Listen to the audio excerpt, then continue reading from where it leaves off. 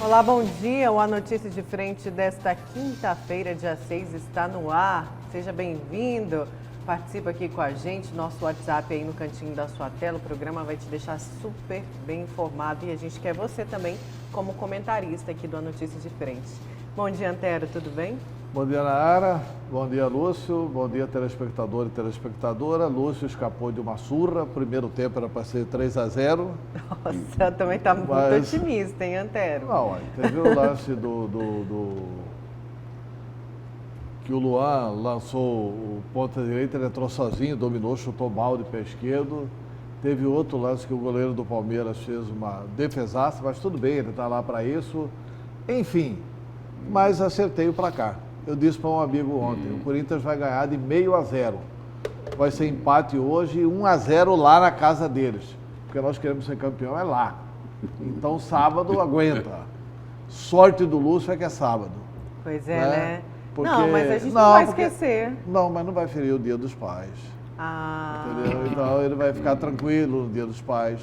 Ou não, né? Já vai ter sarado. Será? Eu acho que não. Lúcio fica triste muito tempo. Bom dia, Lúcio. Bom dia, Nayara. Bom dia, Antero. Bom dia você que nos honra com a sua companhia. E o seguinte, eu sinto muito, né? Eu sinto muito, né, que todo esse ânimo, né, que você e o Antero estão aí, vocês não vão continuar com ele. Não vão continuar. Porque é o seguinte, hoje vocês vão ouvir só um pedacinho. Só um pedacinho. Não é, Tony Moreno? Mas segunda-feira eles vão ouvir ela praticamente inteira. Que música que é essa mesmo, hein? Aqui não é o balanço geral, mas dá pra ouvir, não dá? Tem aí, Tony? Eu não acredito. Aí, na segunda-feira vocês vão ter que ouvir essa música inteirinha. Começa assim, ó. Começa assim, ó. O alvinegro, o alviverde. Alvinegro.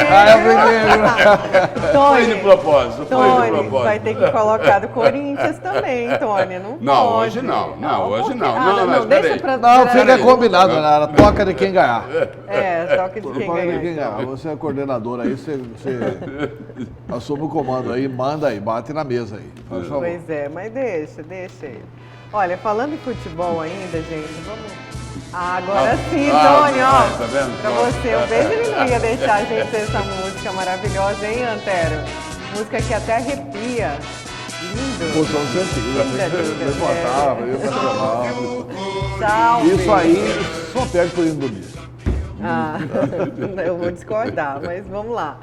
Gente, a gente vai continuar falando de futebol, então. Vamos ao vivo com o repórter Bruno Pinheiro, porque sem receber jogos desde o dia 15 de março, a Arena Pantanal volta a sediar partidas de futebol nesta semana. Então a gente vai saber aí como que vai ser essa retomada do futebol aqui em Mato Grosso. Bruno Pinheiro, tudo bem? Bom dia. Tudo bem, Nayara, só quero dizer que aqui fora também se junta mais 2 corintianos, eu e o nosso auxiliar, Juarez Emílio, tá bom? Então só reforça esse time aí que acreditem muito, tá bom? Tá certo, Bruno. Então o Lúcio está em desvantagem.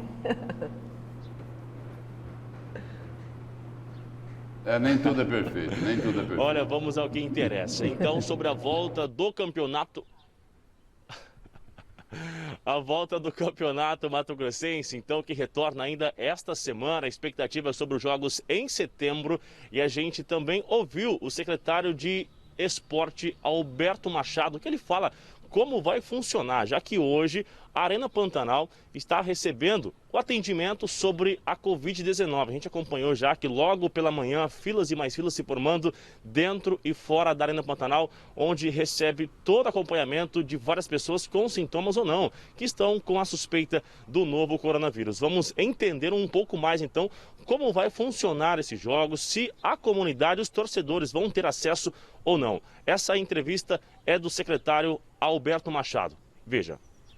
Semana passada o governador fez um decreto onde ficou claro e definido que os treinamentos e os jogos do futebol profissional estão autorizados a retornar.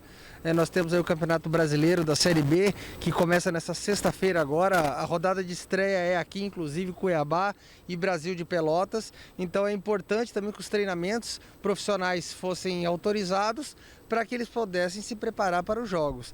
E nós já fomos provocados pela Federação Mato Grossense de Futebol com a intenção de que eles retornem às fases finais, as quartas, as semis e as finais do Campeonato Mato Grossense para setembro. Então esse período agora é importantíssimo para que eles consigam treinar, se preparar melhor para que os jogos aconteçam. É importante lembrar que a gente vai estar sempre respeitando todos os critérios sanitários definidos nesse novo momento que nós estamos passando, o distanciamento social e todas as precauções possíveis para que não ocorra nenhum tipo de incidente.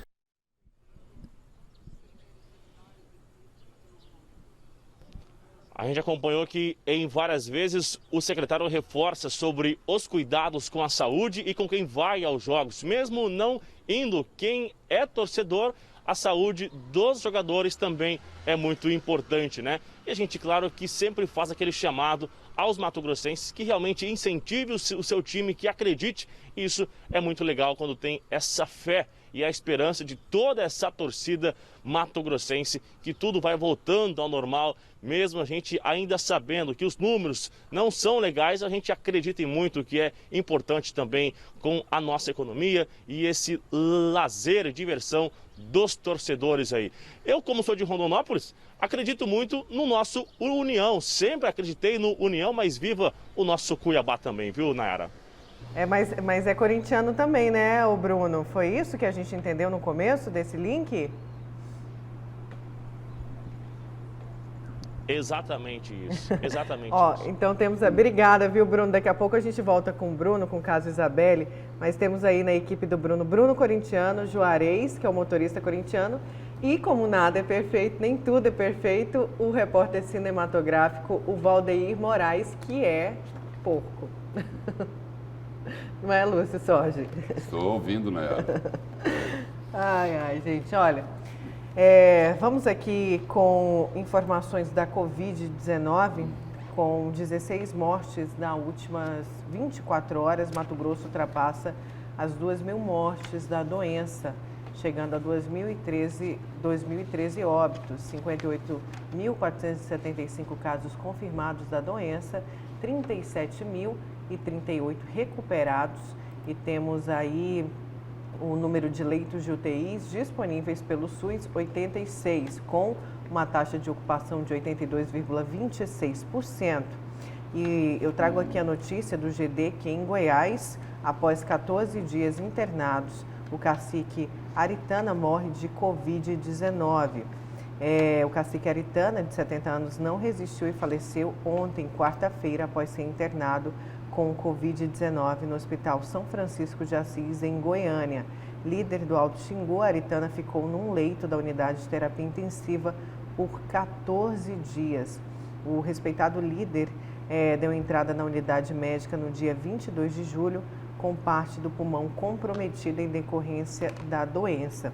Ele que era hipertenso. A princípio, o cacique estava sendo tratado na aldeia, contudo, o seu quadro clínico piorou e ele precisou ser levado para um hospital de Canarana, que fica aí a cerca de 600 quilômetros de Cuiabá, necessitando de um tratamento especializado.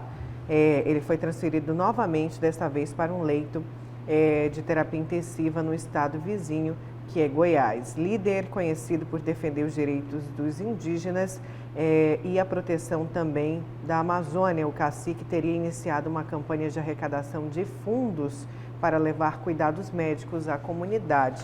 Na reserva do Parque do Xingu, que é uma área estimada de 6.000 quilômetros quadrados, vivem cerca de 6.000 indígenas, 26.000, quilômetros quadrados, e vivem cerca de 6.000 indígenas de 16 etnias. Então aí a Covid, né, a gente que falou e vem falando, inclusive teve aí uma fala da ministra Damares, eu não estou com essa fala aqui, mas foi ao programa Opinião da TV Pantanal, ao professor Lorenberg e também ao Paulo Coelho, o jornalista Paulo Coelho, a ministra Damares, falando aí dessa questão. Deixa eu ver até se eu acho aqui essa matéria no GD, falando do envio do recurso por parte do governo federal, Antero, para cuidar da atenção da saúde indígena durante a Covid-19. Está aqui a matéria. Estados e municípios têm responsabilidade nos casos da Covid indígena, diz ministra. A ministra da Mulher, da Família e dos Direitos Humanos, Damares Alves, afirmou que o atendimento de alta complexidade da saúde indígena é de responsabilidade também de estados e municípios, não só do governo federal. Segundo a ministra, Mato Grosso tem prioridade durante a pandemia da Covid-19 na questão indígena, tendo em vista o número de comunidades e também de contaminados da doença. E essa entrevista foi ao ar no programa Opinião da TV Pantanal na noite de terça-feira. Como é o SUS do Brasil inteiro, né? Sobre a Covid, eu queria dar uma boa informação, porque é consequência da Covid, né? A internação do governador Mauro Mendes em São Paulo. O hospital emitiu ontem uma nota que ele reage satisfatoriamente ao tratamento, né? Mas que ainda não tem previsão de alta. E sobre isso eu queria levantar aqui uma questão. Eu entendo que uma coisa é o Antero, jornalista aqui da Gazeta, eu não tenho nenhuma obrigação e nenhum dever de informar a situação do meu estado de saúde enquanto jornalista e enquanto cidadão. Né? Porque não sou homem público, embora trabalhe com a informação. Mas o homem público, vereador, prefeito, deputado estadual, deputado federal, senador da República, governador, tem que ter uma informação mais constante para a imprensa sobre a situação de saúde. Porque o Mauro Mendes é um homem público. Eu tenho certeza que, neste momento, tem muita gente orando por ele, mas a população está sequiosa de informações. E o Estado não tem mantido essas informações. Talvez até pelo desejo do próprio governador, que é muito recatado, etc. Mas não se trata de um desejo pessoal. Aí se trata da necessidade da informação pública. Graças a Deus, as informações do hospital são positivas, né? E da mesma forma eu aproveito para me solidarizar com a dona Virgínia Mendes, que fez um post na sua rede social. Nós divulgamos esse post no site pnbonline.com.br e chegamos à conclusão nesse post que, no post da dona Virgínia, ela muito chateada com algumas manifestações e manifestações assim de quem torce contra a saúde do governador, de uma figura muito conhecida dos meios popozistas de Mato Grosso, um dos maiores seguidores do Popó News, dos maiores divulgadores de fakes do Estado. E ela rebate duro, desejando que não deseja para ninguém, nem para quem fez essa postagem, que foi o Palmiro Pimenta, né? Ligado a Popó Pinheiro. É isso? Foi ele, então? Foi ele. Quer dizer, e ligados ao prefeito Emanuel Pinheiro. Olha, é um absurdo. No momento de saúde, o que cidadão posta uma coisa esculhambando o governador, a saúde do governador, etc. Tal. Não dá, né? E diante disso aí, Antero, eu quero só recordar uma declaração lá no Jornal do Meio-Dia, há uns 4 meses atrás, do deputado federal Carlos Bezerra, o eterno comandante aí do MDB. Quando eu fiz uma pergunta a ele sobre, né, esses atritos, né, essa troca de farpas entre Emanuel Pinheiro e Mauro Mendes, a resposta, eu falei, o senhor acredita que isso daí pode se resolver, eles podem voltar a manter um relacionamento mais sadio, né? Ter um pouco mais de educação, né? nessa relação, ele falou: eu não acredito nisso. Eu não acredito nisso e a culpa não é do governador Mauro Mendes. A culpa, palavras dele, abre aspas, é do entorno do prefeito Emanuel Pinheiro. Fecha aspas. Bezerra estava, pelo visto, Bezerra estava certo. Estava certo, porque com toda a rixa do Emanuel com o governador, quer dizer, os políticos têm os seus embates, mas assim, nesse nível, né, uma coisa é ele torcer para o Emanuel sair melhor na administração do que o Mauro Mendes. Beleza, é do jogo político. A outra coisa é torcer contra a saúde de quem está administrando. Aí não dá, né? Aí você falou assim, nesse nível, né? Eu diria assim, nesse baixíssimo nível. E muito baixo, né, Lúcio? A sociedade não merece. É algo rasteiro. A população não merece. Olha, a OAB de Mato Grosso se posiciona contrária ao projeto da lei das fake news.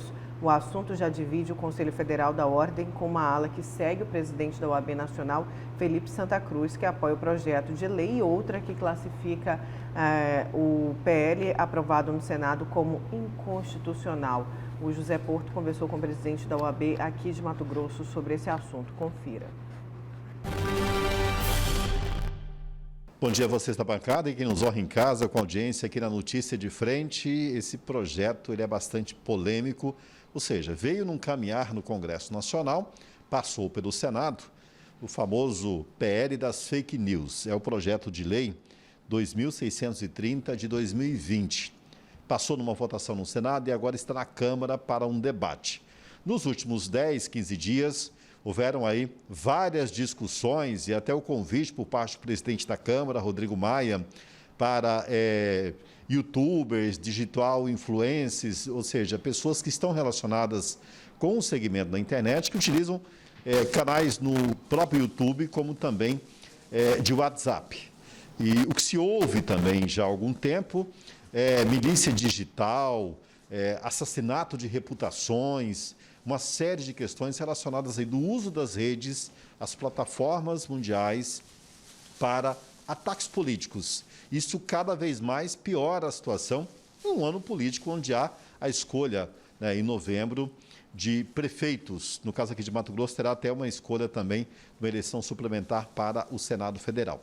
A OAB de Mato Grosso teria uma divergência em relação aos relatórios que vieram já pareceres do Conselho Federal e que agora, é claro, a OAB emite um parecer quanto a essa questão toda do PL e das fake news, ou seja, qual que é o ponto? Porque a grande preocupação hoje, inclusive, é de um conselho de transparência, uma espécie de um comitê que pode regular o que é verdade ou não e, principalmente, o que de fato é informação.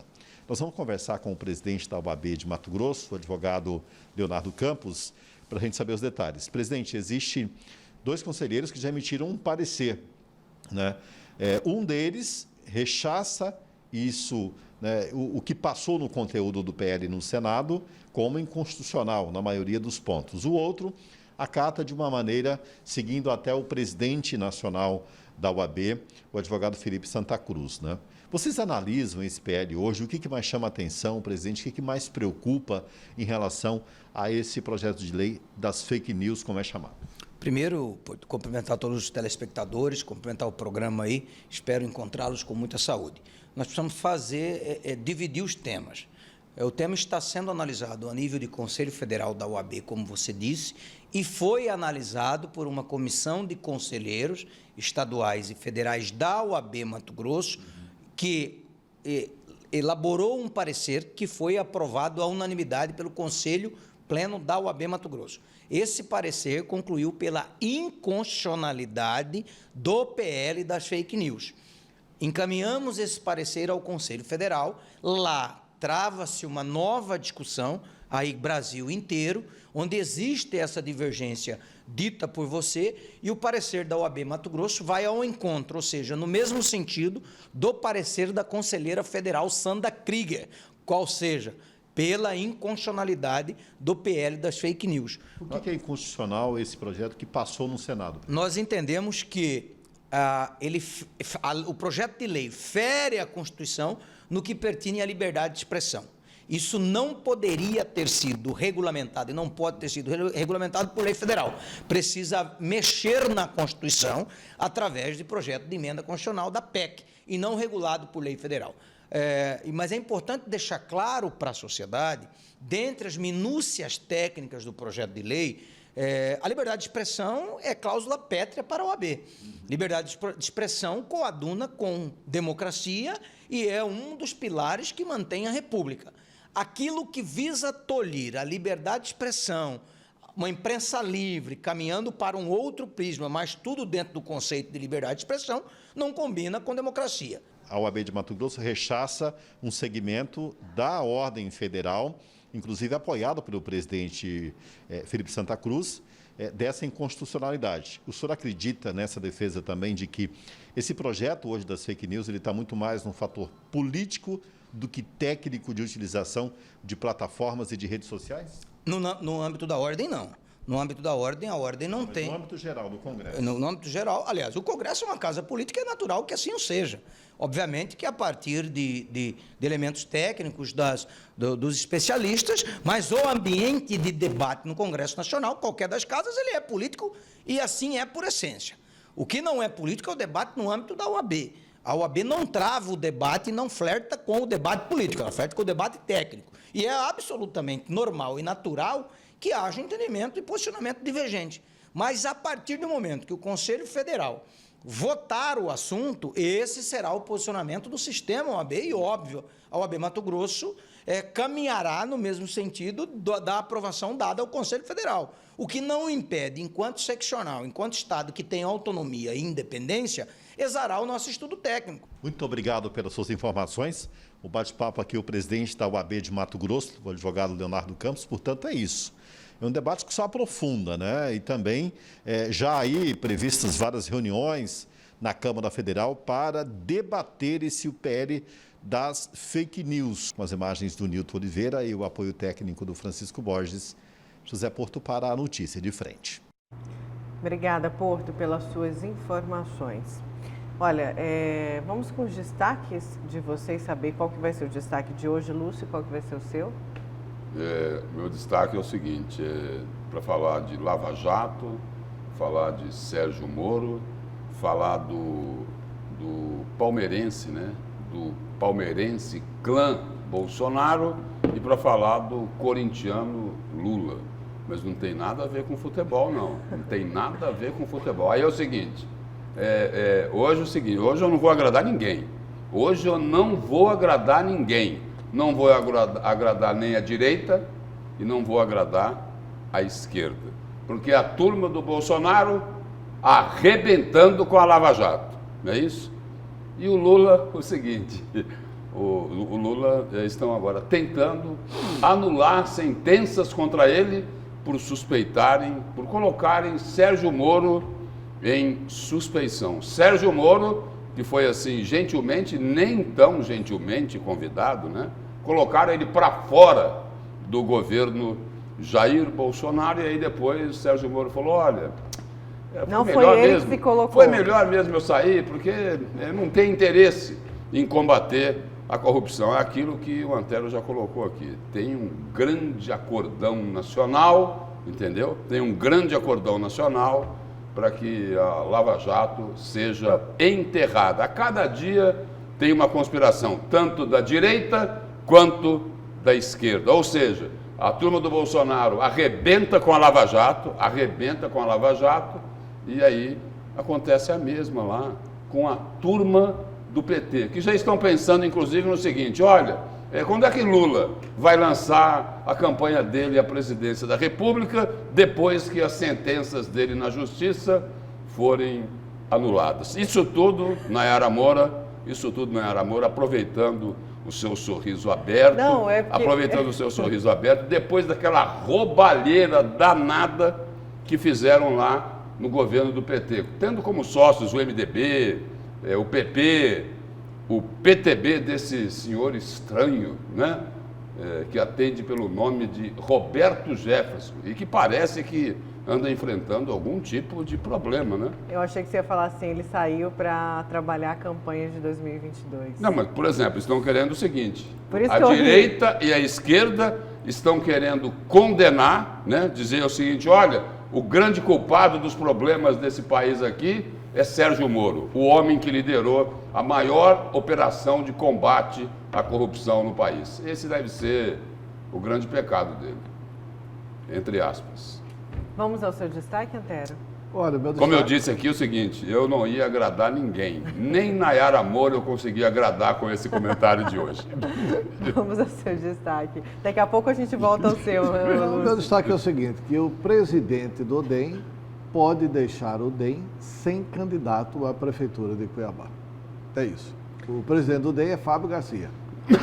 E ele pode deixar o DEM sem candidato à Prefeitura de Cuiabá.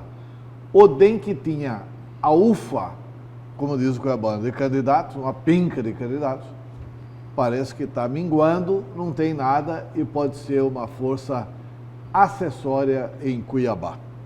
Certo. Daqui a pouco, então, a gente fala de eleições, tem destaque nacional e a gente vai para o intervalo. Na volta tem caso Isabelle, novas informações aqui para você e também delação de José Riva. A gente já volta.